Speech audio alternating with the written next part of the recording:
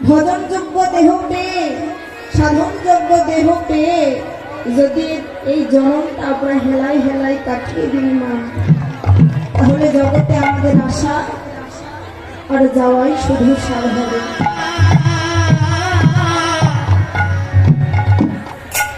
ওমা, শাস্ত্রে বললে মুচি হয়ে সূচি হয় যদি কৃষ্ণ ভজে, আর সূচি হয়ে মুচি হয় যদি কৃষ্ণ ত্যাজে। বাবা, শুধু উচ্চকুলে জন্ম নিলেই নয়, আমার অহংকার আমি জাতিতে ব্রাহ্মণ, আমি কেন শূদ্রের পাশে গিয়ে বসবো, এই অহংকারটা যদি কারো মনে থাকে যে সে যতই পণ্ডিত হোক না কেন, সে যতই ঘরে বসে গীতা ভাগবত পাঠ করুক না কেন, কোনদিন সে ভগবানের চরণ লাভ করতে পারে।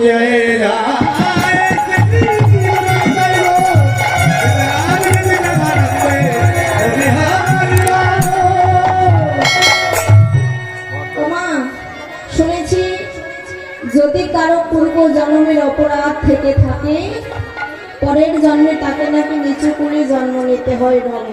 এটা আমার কথা নয়, এটা শাস্ত্রের কথা। আপনারা সবাই জানেন জগতের শ্রেষ্ঠ ভক্ত রহিদাস, সে কিন্তু ছিল বাবা ব্রাহ্মণের ছেলে। তার নাম ছিল কি? প্রেমানন্দ। এই প্রেমানন্দ জন্মানোর আগে তার পিতা মারা যায়। জন্ম নিয়ে সন্তানের বদল দেখার আগে তার মা মারা যায়।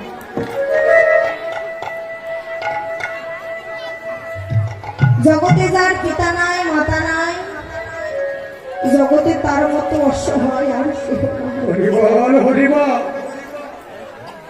বাবা জন্ম নিয়েছে ভালো, গ্রামের সকলে গিয়ে বলছে অপয়া অলক্ষী, জন্মানোর আগে তোর বাপকে খেলি, জন্ম নিয়ে তোর বদন দেখার আগে তোর মা চলে গেল। এই সন্তানকে তোর গ্রামে রাখা যাবে না, একে কোথাও একটা নিয়ে গিয়ে ফেলে দিতে হবে। ও মা, জগতের সবাই তো আর খারাপ নয় বাবা।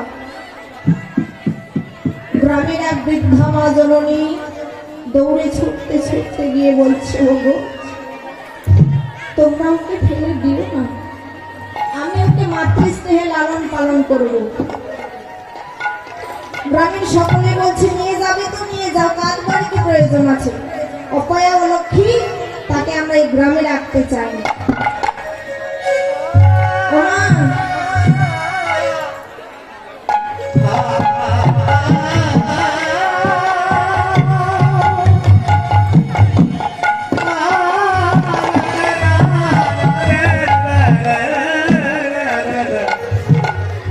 বাবা নিয়ে চলে গেলেন, কিন্তু বাবা খাওয়াবে কি, তার তো নিজেরই হয় না। সে গ্রামে গ্রামে ভিক্ষা করে খায়, গ্রামে গ্রামে ভিক্ষা করে যেটুকু চাউল ডাল পায় সেটুকু বাজারে বিক্রি করে নিজের জন্য না রেখে ওই সন্তানের জন্য দুগ্ধ কিনে নিয়ে আসে।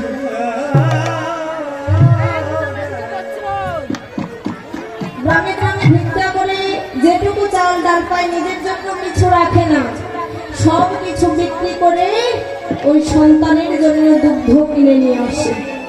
বাবা এভাবে করতে করতে প্রেমানন্দের বয়স হয়ে গেল 5 থেকে 6 বছর।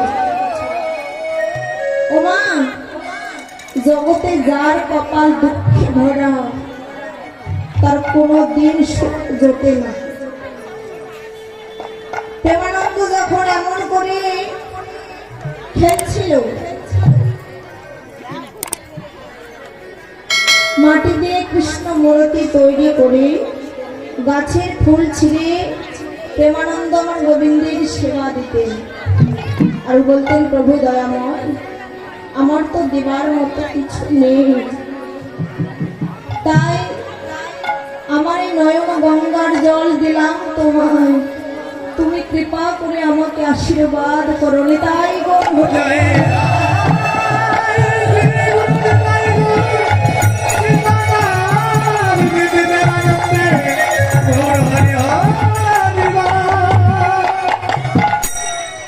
যখন প্রেমানন্দ এভাবে খেলছিল, জগতের প্রত্যেকটা বালকের খেলা হয় হাতি ঘোড়া পুতুল, কিন্তু এই প্রেমানন্দের একটি খেলা ছিল, মাটি দিয়ে কৃষ্ণ মূর্তি তৈরি করে গাছের ফুল ছিঁড়ে নয়ন গঙ্গার জলে আমার গোবিন্দের পূজা করতেন।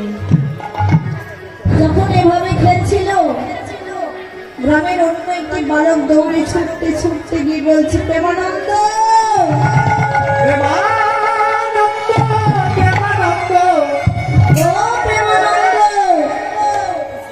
তুই এভাবে এখানে খেলছিস ভাই, গিয়ে দেখবি চল, তোর মা ইহ জগতে ছেড়ে চলে গিয়েছে। বাবা, জগতে যার দুঃখে ভরা কপাল তার কোনোদিন সুখ জোটে না। যে মা তাকে মাতৃস্নেহে লালন পালন করলেন, সে মাও 3-4 দিনের জ্বরে মারা গেলেন। যখনই বলছে, প্রেমানন্দ তুই এখানে খেলছিস ভাই, গিয়ে দেখবি চল, তোর মায়ের জগতে ছেড়ে চলে গিয়েছে। প্রেমানন্দ দৌড়ে ছুটতে ছুটতে গিয়ে বলছে, মা,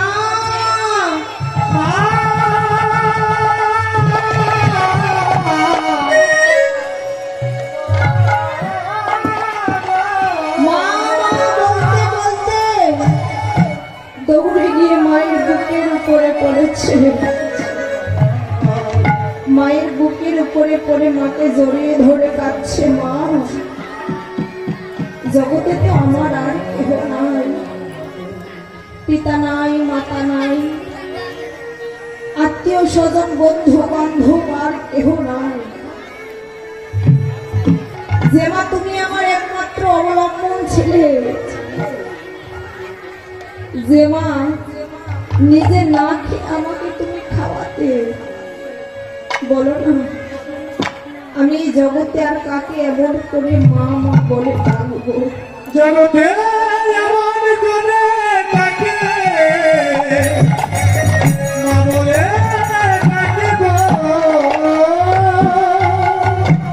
মায়ের বক্ষ জড়িয়ে ধরে কাঁদছে, মা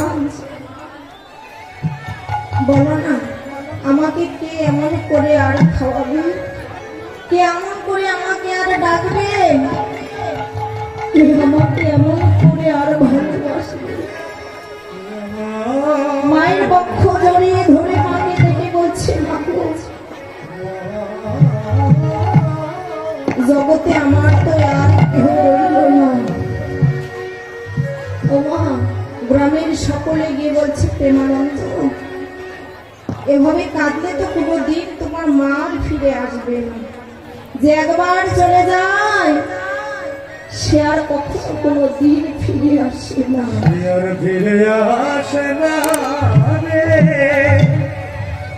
প্রেমানন্দ কি বলছে, প্রেমানন্দ তুমি আর এমন করে কেঁদো না। গ্রামের সকলে তার মাকে নিয়ে গেলেন শ্মশানে পুড়িয়ে দেবে বলে, পুড়িয়ে দিয়ে চলে এলেন। কিন্তু প্রেমানন্দ এদিকে মায়ের শোকে কাতরে ঘরের মধ্যে ধুলাই গড়াগড়ি করে কাঁদে। বাবা, আজ থেকে 5-6 দিন হয়ে গেল প্রেমানন্দ কিছু খায়নি। ছোট বালক তো খিদের যন্ত্রণা সহ্য করতে না পেরে সকলের দুয়ারে দুয়ারে গিয়ে বলছিল, গো তোমরা আমাকে কেউ কি কিছু খেতে দিতে পারো?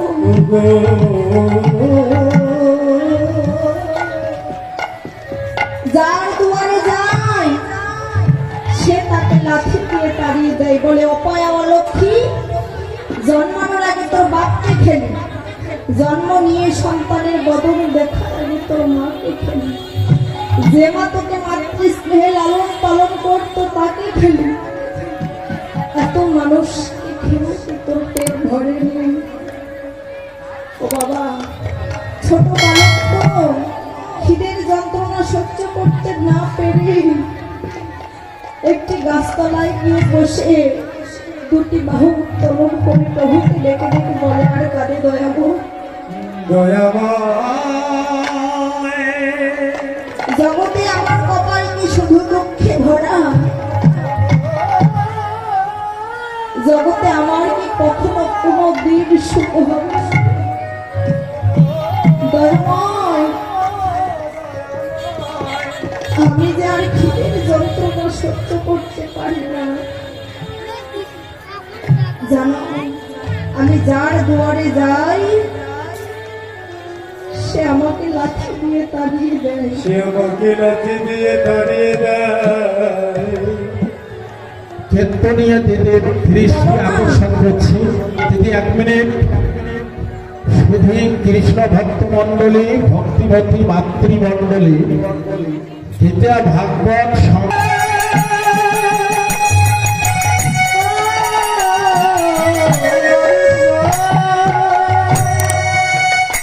দুটি বাহু উত্তোলন করে যখন প্রভুকে ডেকে ডেকে বললেন, দয়াময়, আমি যার দুয়ারে যাই সে আমাকে লাঠি দিয়ে তাড়িয়ে দেয়।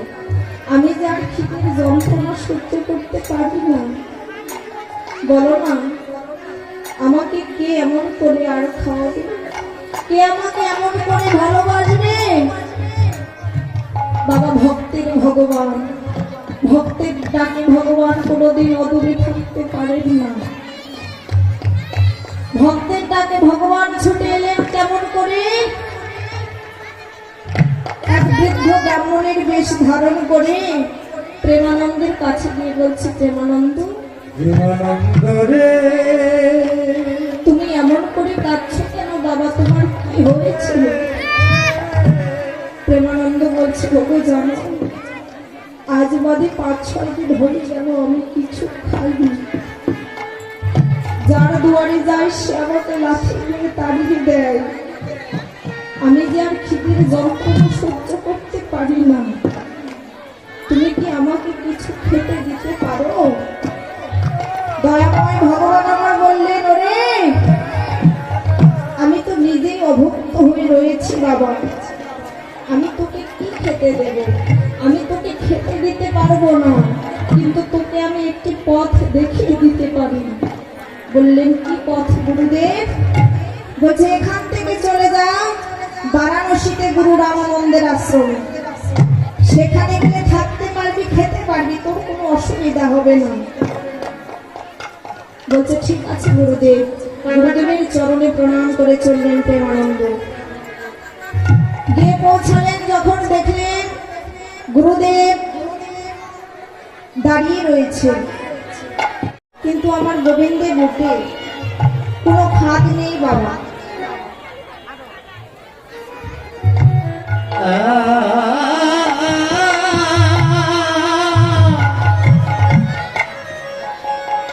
আমার গোবিন্দের সোনায় কোনো খাদ নেই জগতে বাবা।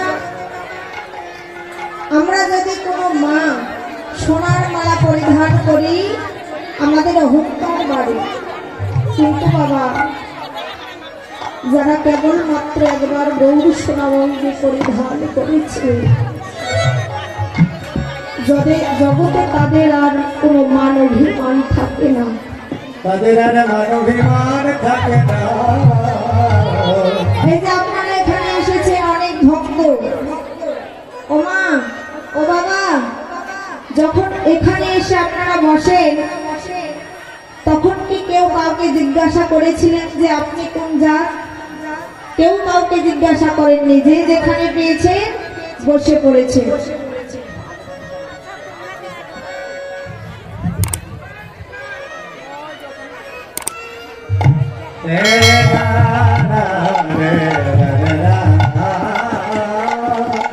যখন এখানে আসেন যে যেখানে পেয়েছে বসে পড়েছেন, কাউকে জিজ্ঞাসা করেননি যে আপনি কোন জাত।